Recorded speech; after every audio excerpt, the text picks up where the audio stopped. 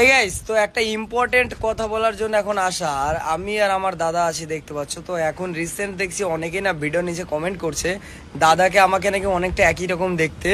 দাদা আর আমি কিন্তু অনেক বছরের ডিফারেন্স, এমন না যে আমাদের একই মানে যে 1 বছরের 1.5 বছরের ডিফারেন্স এরকম না। যে আমরা দুইজন জমজ, কিন্তু না গাইস, 4 বছরের ডিফারেন্স। আর দাদাকে এখন আমি একটু বেশ ভালো করে ইনস্টা রিল বানিয়ে দেবো। তো তার আগে তোমরা দাদার আইডিটাকে একটু ফলো করে 1 লাখ করে দাও। 81,100 আছে, তো তাড়াতাড়ি যাও সবাই গিয়ে একটু ফলো করে দাও। এটা মানে আমি হ্যাপি হয়ে যাবো, কারণ আমার 1 লাখ ফলোয়ার্স মানে বিশাল ব্যাপার আমার কাছে। তো তাড়াতাড়ি করে দাও। আর ওকে আমি এখন থেকে এই আজকের দিন থেকে একটুখানি অন্যভাবে ভিডিও বানানো মানে প্র্যাকটিস করাচ্ছি, মানে বানাচ্ছি।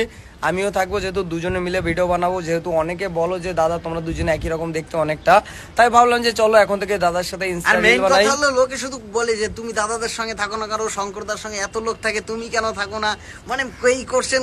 তো এখন থেকে প্রায় থাকবো, প্রায় টাইম